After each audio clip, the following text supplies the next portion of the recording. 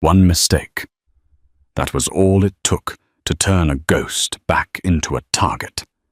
Camilla thought the apron, the grease-stained sneakers, and the fake social security number were enough to hide her from the world she left behind. She was wrong. She thought the man in the corner booth was just another rich suit looking for a late-night drink. She was dead wrong. When that phone rang and the Russian words slipped off her tongue before she could stop them, the air in the room didn't just change, it froze. She didn't know it then, but she had just signed a contract with the devil. And the devil drives a Rolls-Royce. Rain lashed against the blackened windows of the Gilded Lily, a members-only lounge in downtown Chicago that smelled of old money cigars and secrets. It was 100 a.m. on a Tuesday, the kind of hour when only the guilty or the lonely were still awake.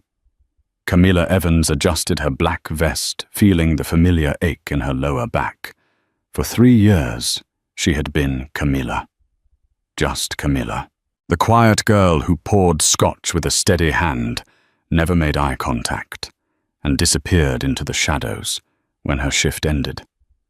She wasn't pretty enough to be a trophy, nor loud enough to be a nuisance. She was invisible, exactly how she needed to be. "Refill, now." The voice was low, rolling like thunder over wet pavement. Camilla didn't flinch. She grabbed the bottle of Macallan 25 and moved toward the corner booth, booth 4, the blind spot of the security cameras. 3 men sat there. 2 were built like brick walls, their suits straining against thick necks. But the man in the middle was different. He was leaner, sharper. He wore a charcoal 3-piece suit that cost more than Camilla's entire existence. He had dark hair swept back and eyes the color of shattered ice. He wasn't looking at her. He was looking at his phone, his thumb tracing the screen with a lethal sort of patience. This was Nikolai Draken. Even in her hiding, Camilla knew the name. Everyone in the underworld knew the name. He wasn't just a mob boss. He was an institution. He moved logistics oil and weapons across borders as easily as Amazon moved packages. Camilla poured the amber liquid, careful not to let the crystal bottle clink against the glass. Don't look at him. Pour. Walk away. Just as she began to turn, a shrill vibration buzzed against her hip. It was her burner phone, the one only one person had the number to. Her sister barely hanging on in a hospital in Queens. Panic spiked in Camilla's chest. It was 1:00 a.m. If the hospital was calling, it was an emergency. Without thinking a fatal error born of pure terror, she pulled the phone out. She intended to reject the call, but her thumb slipped on the cheap screen. The call connected on speaker for a split second before she jammed it to her ear. "Irina Onis des, Oni nashli menya." "Irina, they are here. They found me." The voice on the other end was frantic, whispering in a dialect of Russian specific to the southern border regions. It was a dialect of thieves and exiles. Camilla's heart stopped. Her instincts, buried under 3 years of serving drinks, roared back to life. She snapped a response before she could catch herself, her voice dropping an octave, losing the flat American accent she had perfected. "Molchi, niczego nie govori, ja peredzwoniu." "Shut up. Say nothing. I will call you back." The Russian flowed out of her sharp, authoritative, and perfectly native. She hung up instantly, her hand trembling. The silence that followed was deafening. Camilla slowly looked up. Nikolai Draken was no longer looking at his phone. He was looking at her. The air in the booth felt sucked out, replaced by a heavy, suffocating pressure. The two bodyguards had shifted their hands, moving subtly toward the inside of their jackets. But Nikolai raised a single hand, stopping them. He studied her. He didn't look at her name tag. He looked at her eyes, her hands, the way she stood. He was dissecting her. "Camilla," he said, reading the cheap plastic tag on her chest. His voice was smooth, devoid of the harsh accent usually associated with his kind, but the cadence was there. That was a very specific dialect. "Rostov."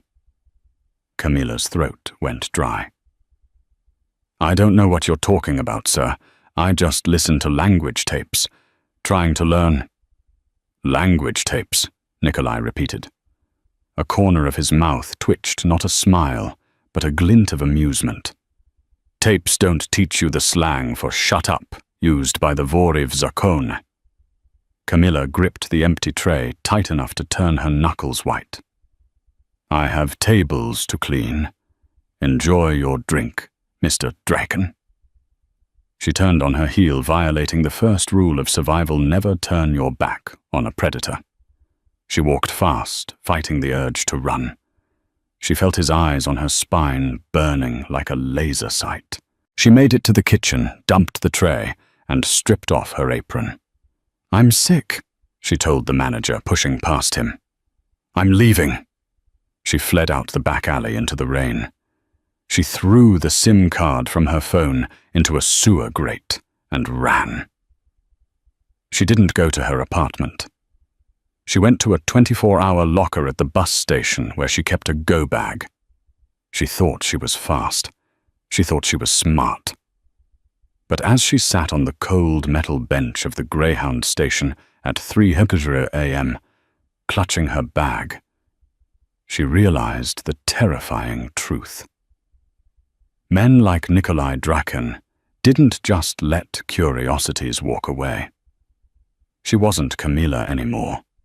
She was Irina, and she was in deep trouble.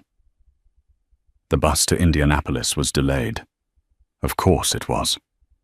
Camilla sat in the corner, her cap pulled low. She had $4,000 in cash, a Glock 19, wrapped in a t-shirt, and a passport that said she was Canadian.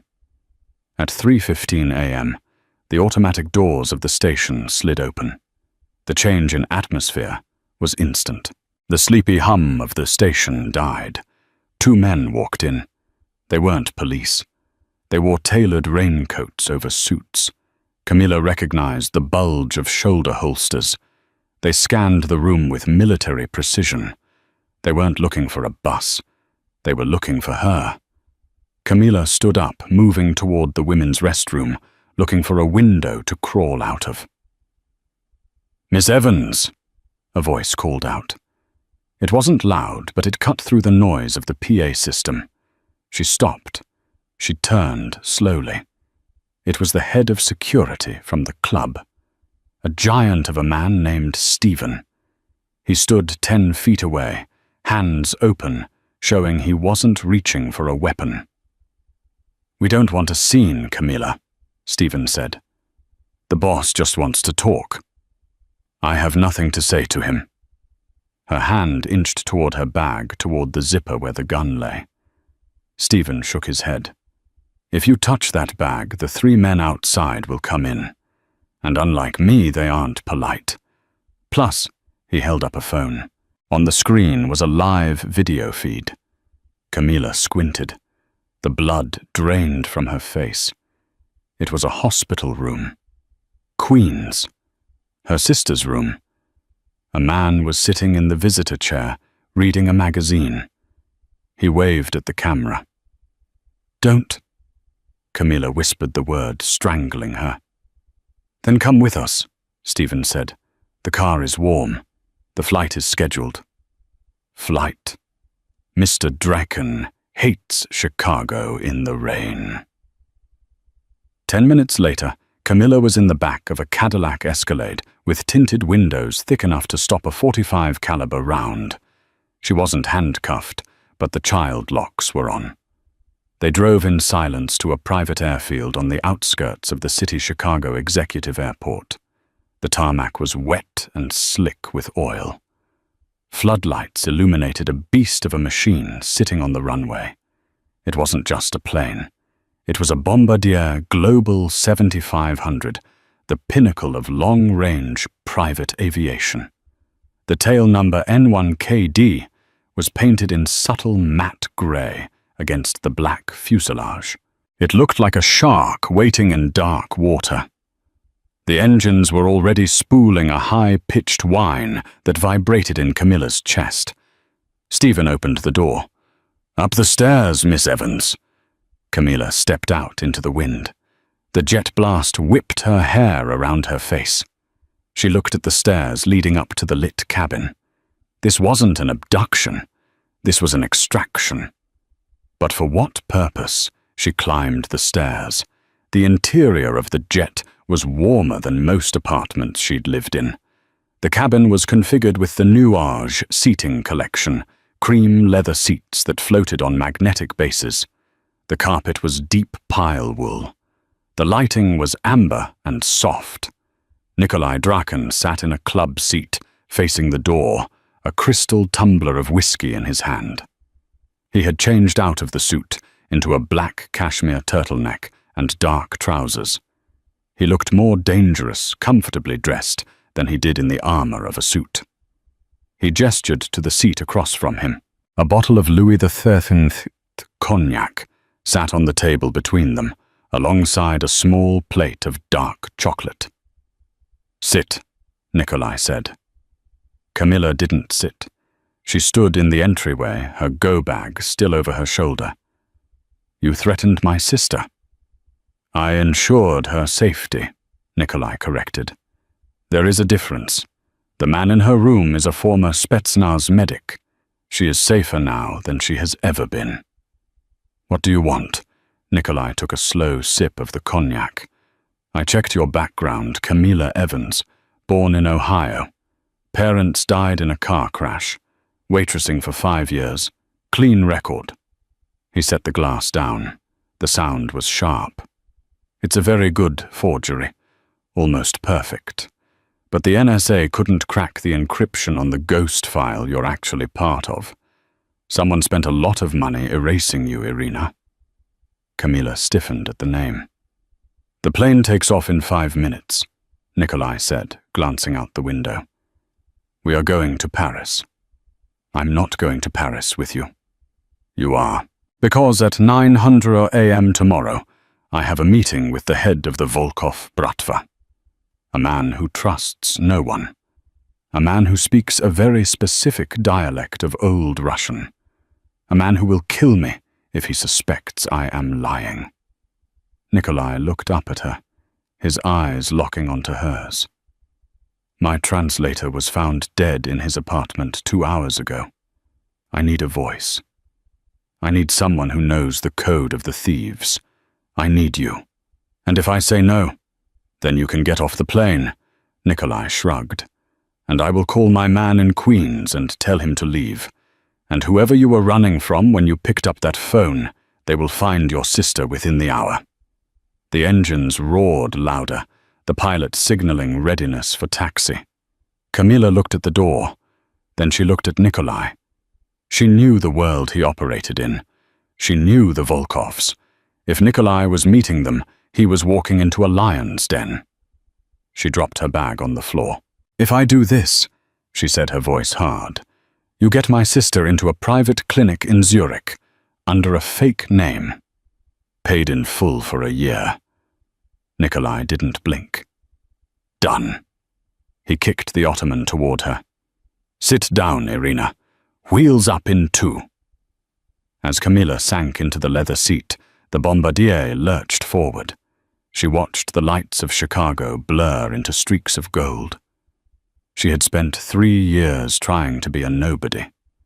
Now she was drinking cognac on a $60 million jet with a man who could kill her with a phone call flying toward the very people she had run from. The drama was just beginning. At 45,000 feet, The world below was nothing but a void of darkness. But inside the Bombardier Global 7500, the air was thick with the scent of roasted duck and expensive cologne. Camilla, no. Irina stared at the reflection in the dark window. She barely recognized the woman staring back. The adrenaline was wearing off, replaced by a cold, sharp dread. She was trapped in a metal tube, hurtling at Mach 0.90, toward a city she hadn't seen since she was a child. "Eat," Nikolai said. He hadn't touched his food. He was reading a dossier on a tablet, his stylus tapping a rhythmic, irritating beat against the screen. "I'm not hungry." "I didn't ask if you were hungry. I told you to eat. Your blood sugar is low, your hands are shaking, and you look like a fugitive. Which technically you are." He swiped to the next page without looking up. "Volkov smells fear, like a shark smells blood. If you walk into that room shaking, he will kill us both before the appetizers are served." Camilla picked up the silver fork. She stabbed a potato. "Who is he?" "Really?" Nikolai finally looked up. His eyes were tired, framed by dark circles that hinted at the insomnia of a man who slept with a gun under his pillow. "Viktor Volkov. He controls the flow of rare earth metals out of Siberia. But he's old school. He believes in the thieves' law, the code you grew up with. He doesn't trust contracts, he trusts blood. And he thinks I'm trying to cheat him on a shipment of coltan sitting in a warehouse in Marseille." "Are you?" "Of course I am," Nikolai said, his face deadpan. "But he can't know that until the money is in my account." He stood up and walked to a closet near the cockpit. He returned holding a garment bag, stamped with the logo of Saks Fifth Avenue. He tossed it onto the seat next to her. "Put this on. You can't meet Volkov wearing—" He gestured vaguely at her diner clothes. "Polyester and grease." Camilla unzipped the bag. Inside was a dress. It wasn't just a dress. It was a weapon constructed of emerald green silk. It was an Alexander McQueen, structured yet fluid, modest enough to command respect, but cut to draw the eye. "There's a changing room in the back," Nikolai said, returning to his whiskey. "And Irina. Do something with the hair. You look like you just ran out of a burning building." Camilla grabbed the bag and retreated to the aft lavatory. It was larger than her bathroom in Chicago. She stripped off the waitress uniform, shoving it into the trash bin with a sense of finality. As she pulled the silk up her body, she felt a strange transformation. The fabric was cool against her skin. It forced her to stand straighter. She found a makeup kit in the Vanity Chanel untouched. She applied red lipstick, darkening her eyes with liner. She pulled her messy hair back into a severe, sleek chignon. When she looked in the mirror, Camilla was gone. Irina was back. The daughter of a man who used to cut fingers off for lying. She walked back into the cabin. Nikolai stopped mid-sip. He didn't say anything for a long moment. His gaze traveled from her heels to her eyes, lingering not with lust, but with calculation. He was assessing her value. "Better," he said quietly. "Now the rules. You are not Camilla the waitress. You are Katerina, my external consultant for Eastern European logistics. You speak when I tell you to. You translate exactly what he says. If he uses slang, you clarify. If he threatens me, you don't flinch. You smile." "And if he recognizes me?" Camilla asked, sitting down across from him, crossing her legs. The silk rustled softly. "Why would he?" Camilla hesitated. She poured herself a glass of water, her hand steady now. "Because my father wasn't just a low-level thug, Nikolai. My father was Dmitri the Butcher Ivanov. He was Volkov's right hand, until he stole $3 million and fled to America. The silence in the cabin was absolute. Even the hum of the engines seemed to vanish. Nikolai stared at her, his expression unreadable. Then slowly, a cold smile spread across his face. It wasn't a nice smile. It was the smile of a gambler who just realized he was holding a royal flush. "Ivanov," Nikolai whispered. "I thought he was a myth. The man who vanished." "He didn't vanish. He died of a heart attack in a trailer park in Ohio, working as a mechanic. He changed our names. He told us never to speak Russian again." Kamila gripped the glass. "If Volkov knows who I am, he won't just kill me. He'll skin me alive for my father's debt." Nikolai leaned forward, the predator in him fully awake. "Then we have a problem. Or we have an opportunity." "How is my death an opportunity?" "Because Volkov respected your father. He hated him for the theft, but he respected the ruthlessness. If he suspects who you are, we don't deny it." "You're insane." "I'm a businessman," Nikolai corrected. "We use it, but only if we have to. For now you are Katerina. But if the gun comes out, you are the daughter of the butcher. Do you understand?" Kamila looked at the man who held her life in his hands. She realized then that Nikolai Draken was worse than the Volkovs. The Volkovs were wolves. They killed because it was their nature. Nikolai was a chess player. He would sacrifice his own queen if it meant checkmating the king. "I understand," she said. "Good." Nikolai checked his watch. "Try to sleep. We land in Paris in 2 hours, and I need you sharp." He turned off the overhead light, plunging the cabin into a twilight gloom. Kamila closed her eyes, but she didn't sleep. She fingered the silk of her dress, feeling the ghost of her father standing behind her, whispering in the dialect she tried so hard to forget. Paris was weeping. A grey drizzle blanketed the city, turning the cobblestones into slick mirrors that reflected the street lamps. The convoy consisted of 3 black Mercedes-Benz G-Wagons. Kamila and Nikolai were in the middle vehicle. They bypassed the customs line at Le Bourget, money-greased wheels that diplomacy couldn't touching, and were speeding toward the 16th arrondissement. Nikolai was on the phone, speaking rapid-fire French. He looked calm, but Kamila noticed his hand was gripping the door handle tightly. "Change of plans," he said, hanging up. "The meeting isn't at the hotel." "Where is it?" Kamila asked.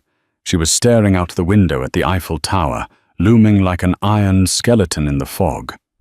"The catacombs." Kamila whipped her head around. "The tourist attraction." "There are parts of the catacombs tourists don't see. Private chambers. Volkov is paranoid. He thinks the CIA has bugged the Ritz. He wants to meet underground. Literally." The cars slowed as they entered a nondescript alleyway in the 14th arrondissement. A heavy iron gate opened automatically. The G-Wagons descended a steep ramp into a subterranean garage that smelled of damp earth and gasoline. "Earpiece," Stephen said from the front seat, handing back a tiny, flesh-colored device. Kamila placed it in her left ear. "It connects to a recorder in my pocket," Nikolai explained. "If anything happens to us, the audio streams to a cloud server. My associates know that if the stream cuts out, they release Volkov's financial records to Interpol. It's our insurance policy." "Does Volkov know that?" "He suspects it. That's why we're still alive." Nikolai opened the door. "Showtime, Katerina." They walked through a heavy steel door, guarded by 2 men holding AK-74U rifles. The men patted Nikolai down thoroughly. When one reached for Kamila, Nikolai grabbed the man's wrist. His voice was low, pleasant, and terrifying. "She is not carrying. Touch her again, and you lose the hand." The guard looked at Nikolai, then at his partner. He stepped back. They descended a spiral stone staircase. The air grew colder, heavy with the scent of limestone and bone. They were entering the Empire of the Dead. At the bottom, a long tunnel stretched out, lined with skulls arranged in intricate patterns. It was macabre, silent, and imposing. At the end of the tunnel, a chamber opened up. It was lit by hundreds of candles and a few battery-powered industrial floodlights. In the center of the room sat a long, antique wooden table, looking entirely out of place. Viktor Volkov sat at the head. He was a massive man, his face a landscape of scars. He wore a shearling coat over a tracksuit, the uniform of a man who didn't need to impress anyone. Behind him stood 4 men, silent and still as statues. Nikolai walked forward, his footsteps echoing on the stone floor. Camilla stayed 1 step behind him to his left. "Victor," Nikolai said, spreading his hands. "A bit dramatic, isn't it? Even for you." Volkov didn't smile. He stared at Nikolai. Then his eyes shifted to Camilla. His gaze was physical, a weight pressing on her chest. He spoke in Russian.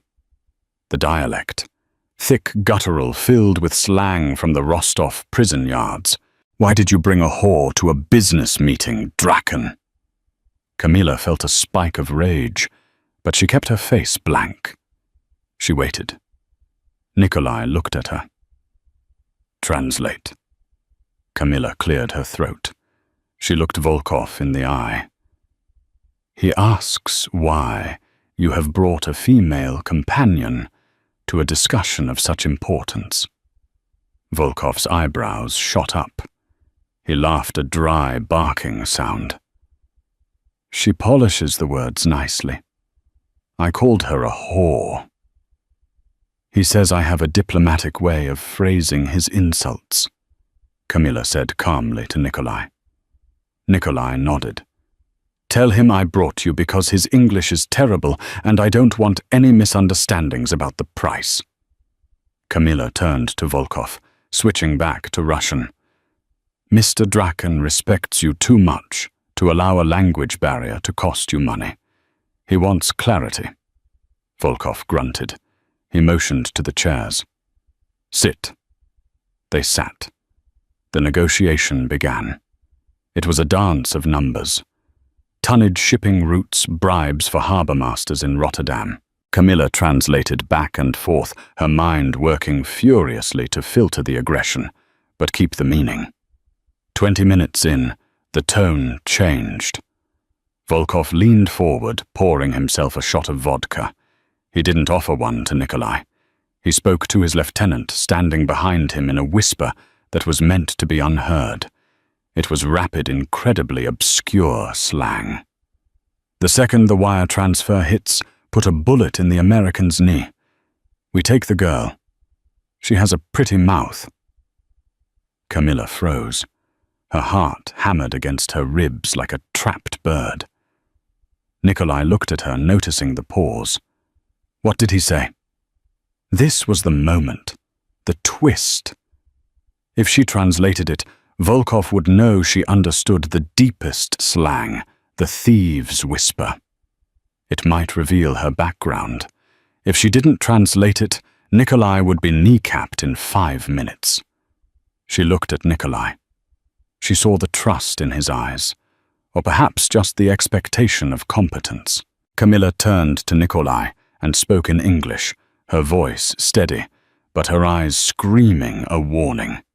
"He said that the liquidity of the transfer is a concern," she lied smoothly. "He wants to verify the funds before we leave." Then she reached under the table and gripped Nikolai's thigh hard. She dug her nails into his expensive trousers. 1 tap, 2 taps. Danger. Nikolai didn't flinch. He didn't look down. He kept his eyes on Volkov, but his jaw tightened. He understood. "Tell him." Nikolai said, his voice dropping a few degrees. that I am happy to verify funds, but I prefer to do it from the car. The signal down here is unreliable." Volkov narrowed his eyes. He sensed the shift. The predator in him woke up. "You don't leave until I see the screen," Volkov growled. "And tell your girl to stop looking at me like she knows me. It's unsettling."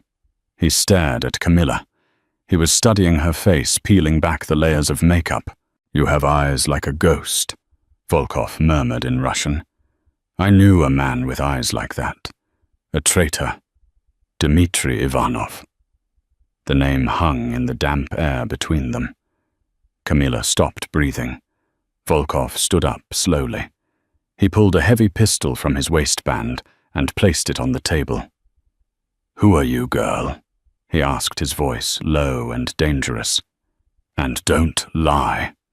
I can smell a lie, like I can smell piss in a gutter."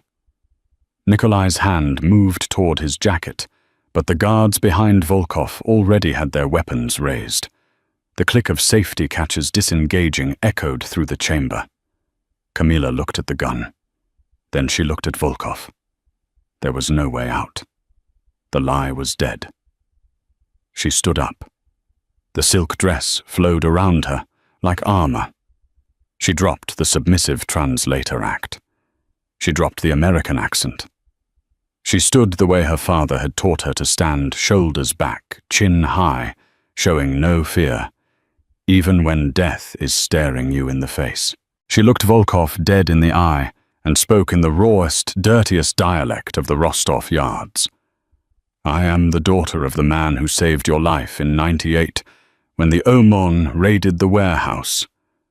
I am the daughter of the man you swore a blood oath to protect." She slammed her hand on the table.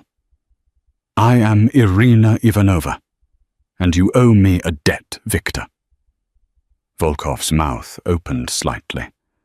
The room went deadly silent. Nikolai looked at her, and for the first time since she met him, he looked genuinely impressed. But Volkov didn't lower the gun. He stared at her for a long, agonizing minute. Then a slow, terrible grin spread across his scarred face. "Ivanov's brat," he chuckled. "I wondered where you went." He picked up the gun. He pointed it not at Nikolai, but directly at Camilla's heart. "My debt was to your father," Volkov said softly.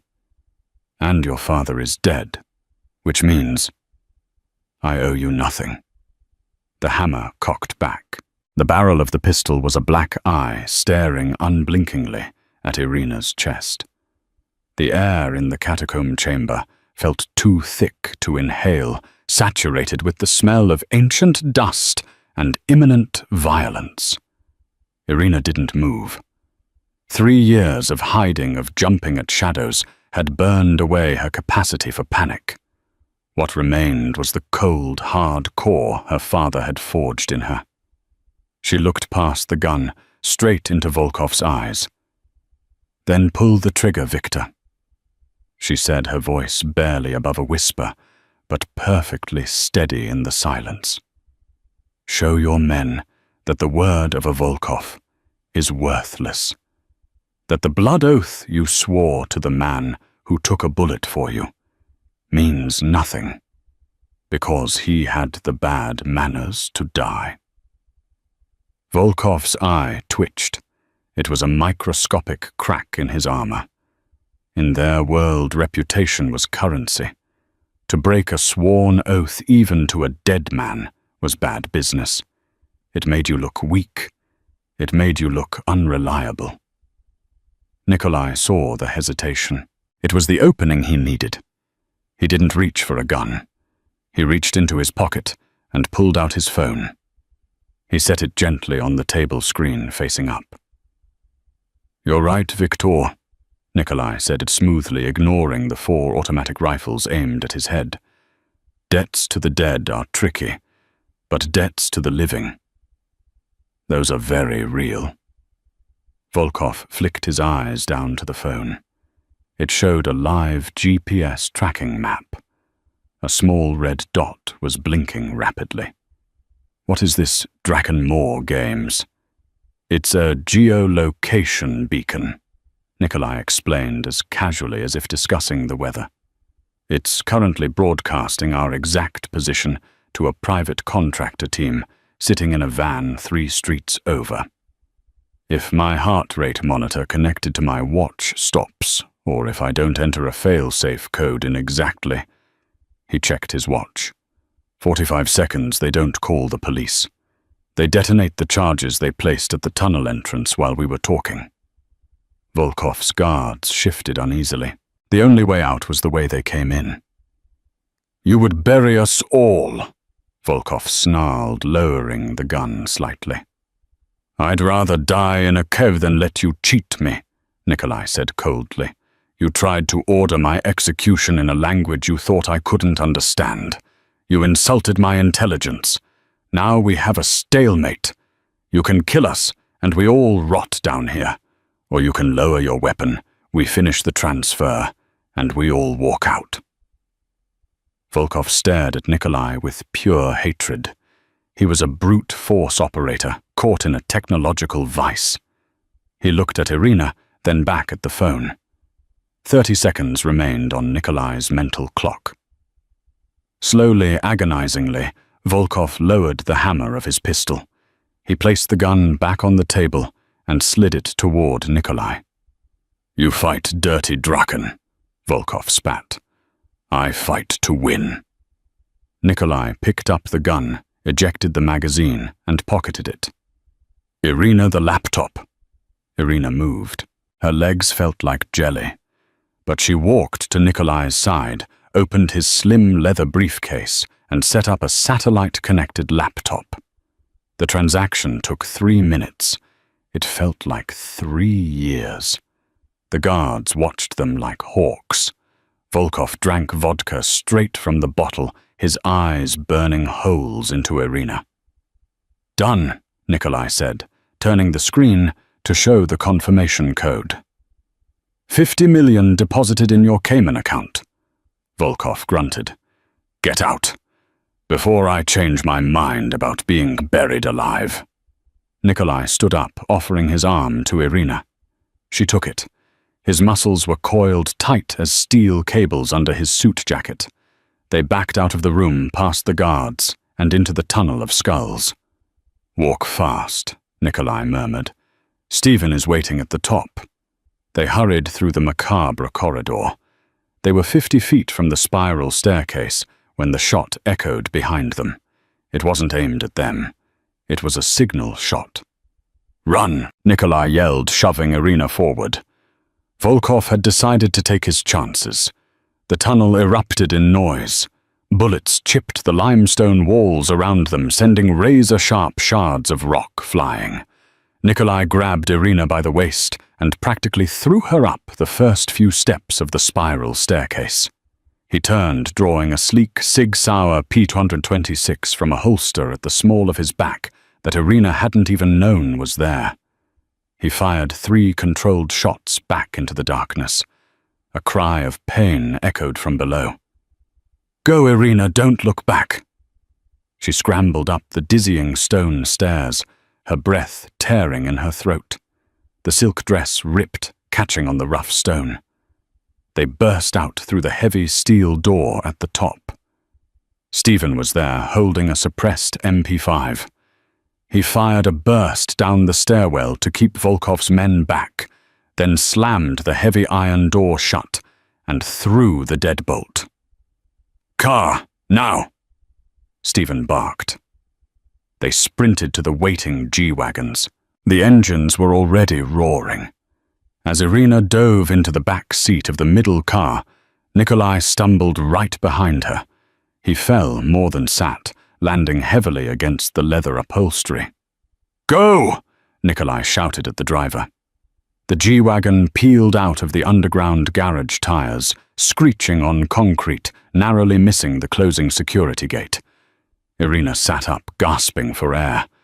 The adrenaline was crashing, leaving her shaking uncontrollably.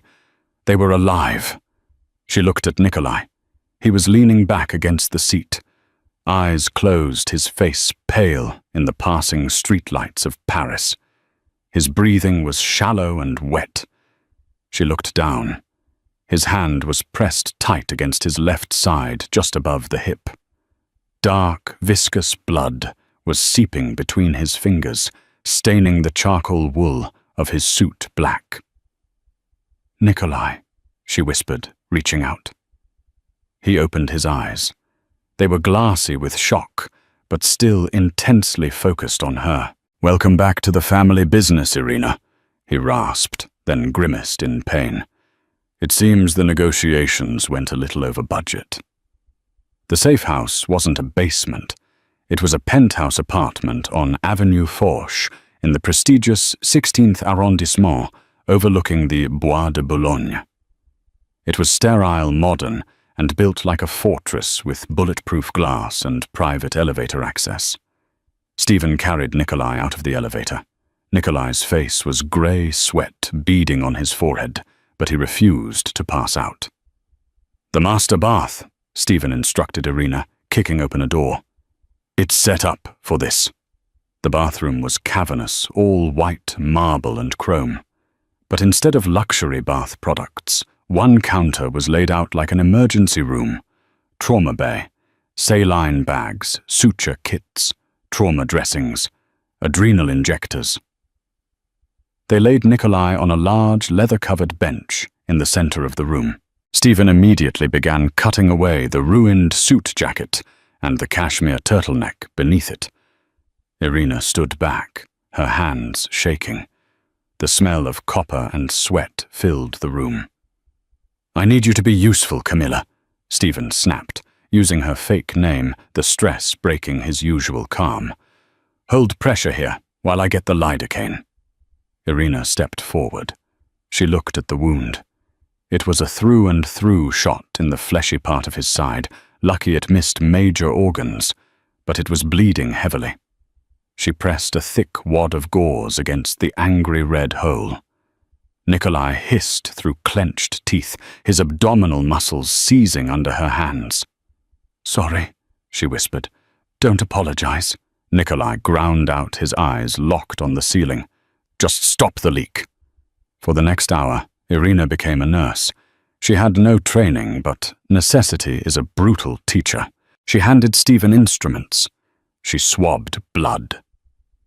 She held the retractor, while Stephen dug out fragments of the cashmere sweater from the wound channel before stitching it closed. Nikolai took the pain with frightening stoicism. He didn't scream. He barely groaned. He just gripped the edge of the leather bench until his knuckles turned white, watching Irina the entire time. When it was over, Stephen set up an IV drip of antibiotics and fluids. "I need to secure the perimeter and arrange for new transport. We burned the G-wagons. Can you watch him?" "Yes," Irina said. Stephen left. The penthouse was deathly quiet. Irina sat on a stool next to the bench. Nikolai was bare-chested, a stark white bandage wrapped around his torso. He looked vulnerably human now, the formidable armor of his suits and his reputation stripped away. He turned his head to look at her. He seemed lucid, the fluids already helping combat the shock. "You did well in the pit," he said, his voice rough. "I almost got us killed," she countered, wiping dried blood from her hands with a wet wipe. "If I hadn't challenged him." "If you hadn't challenged him, he would have shot me in the knee 5 minutes earlier and taken you as a parting gift. You bought me the time to checkmate him." He reached out his hand, covering hers on the edge of the bench. His skin was cool, clammy from blood loss. "You aren't a waitress, Irina. You never were. You were just playing dress-up." "I liked being a waitress," she said softly. "It was simple. Nobody tried to kill me over a side of ranch dressing." Nikolai let out a short, pained chuckle. "Complexity is your inheritance. Volkov was right about one thing. You have your father's eyes. Cold. Assessing. Don't compare me to him. Why, he was a legend.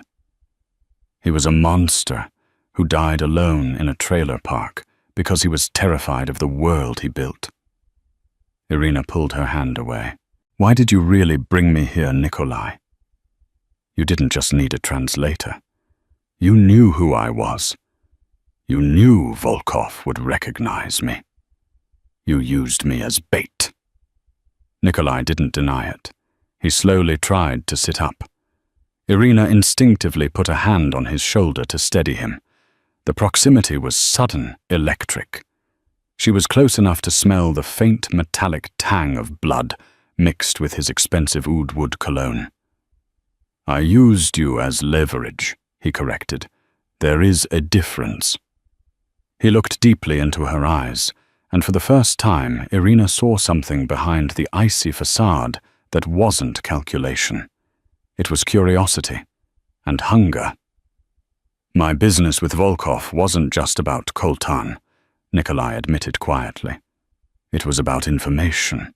Volkov knows where your father hid the rest of what he stole.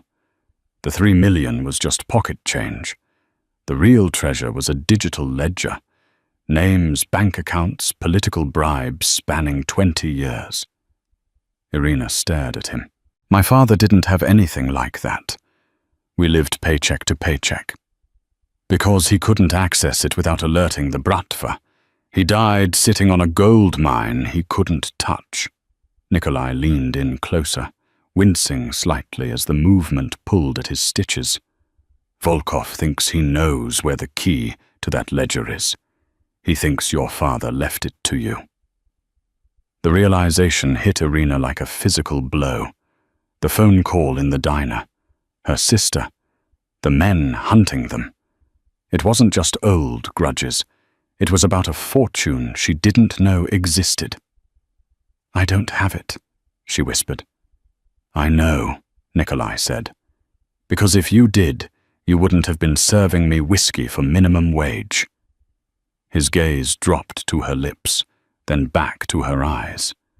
The air in the sterile bathroom became suddenly charged with a different kind of tension than the catacombs.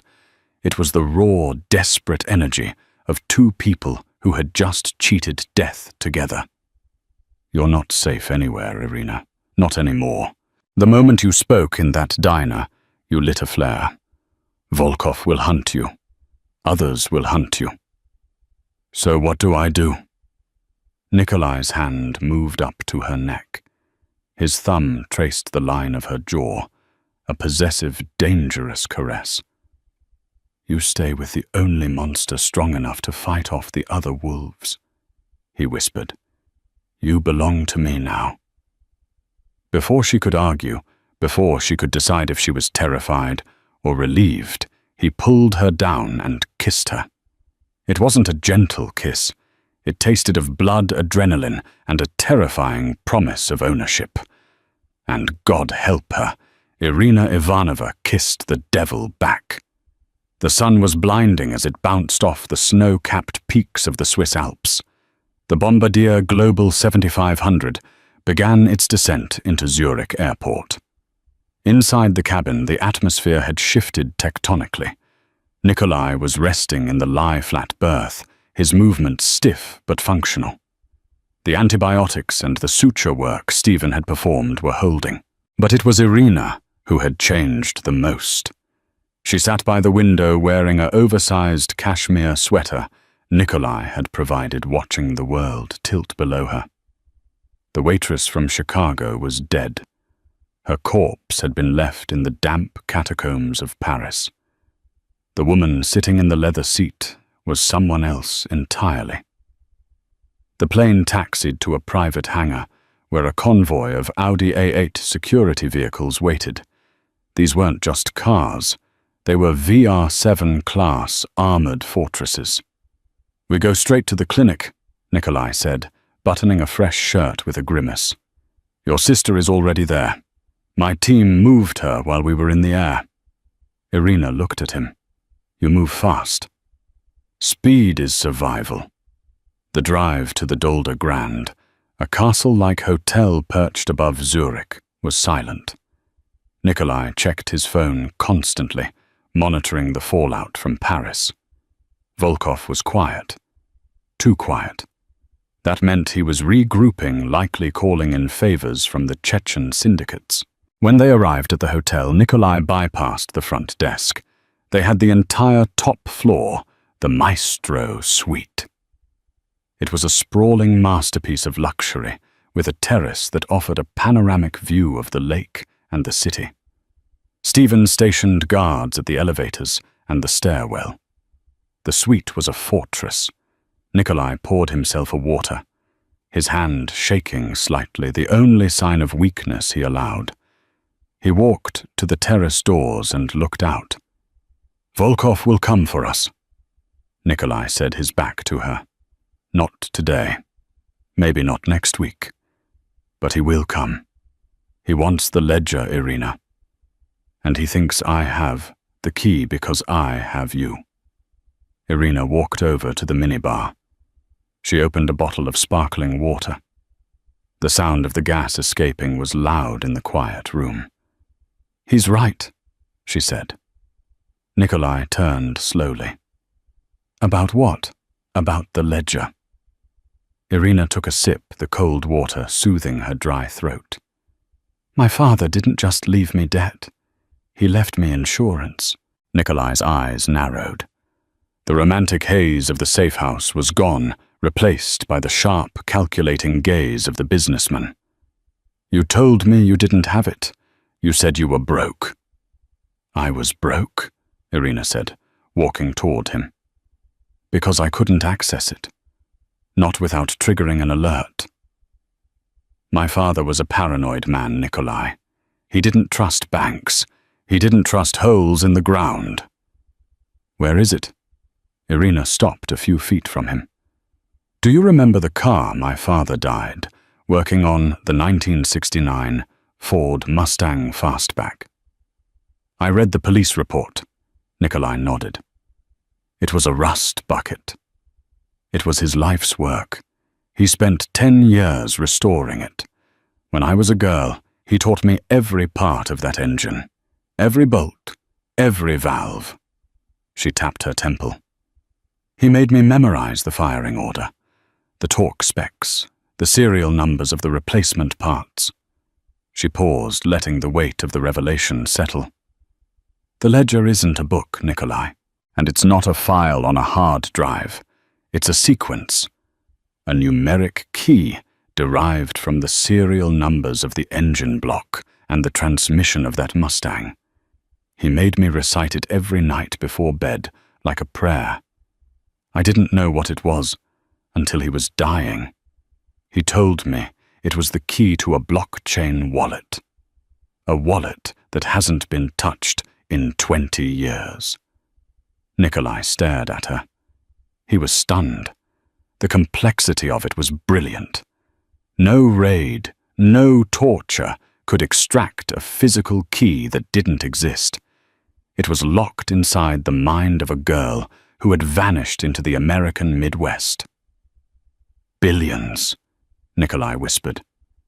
"We are talking about billions in leverage, political secrets, blackmail material on half the Kremlin. And the Volkov family," Irina added. "That ledger contains the proof that Volkov skimmed off the top of the Voorys Central Fund in the 90s. If that information gets out, Volkov isn't just ruined. The council will hunt him down and cut him into pieces." Nikolai laughed softly. It was a sound of genuine admiration. "You were sitting on a nuclear bomb while serving pancakes." "I needed a delivery system," Irina said, her voice dropping to a steel whisper. "I couldn't use the key alone. I needed someone with the network to decrypt the wallet and the muscle to protect me when the alarm bells went off. I needed a partner." She took a step closer, closing the distance between them. "I didn't slip up in that diner, Nikolai." The silence that followed was heavy. Nikolai froze. "The phone call," he said slowly. "You answered it on speaker." "I knew who you were," Irina said. "I saw you walk in. I knew you were the only man in Chicago powerful enough to stand up to Volkov. So I made a mistake. A loud Russian mistake right in front of your table." Nikolai looked at her as if seeing her for the first time.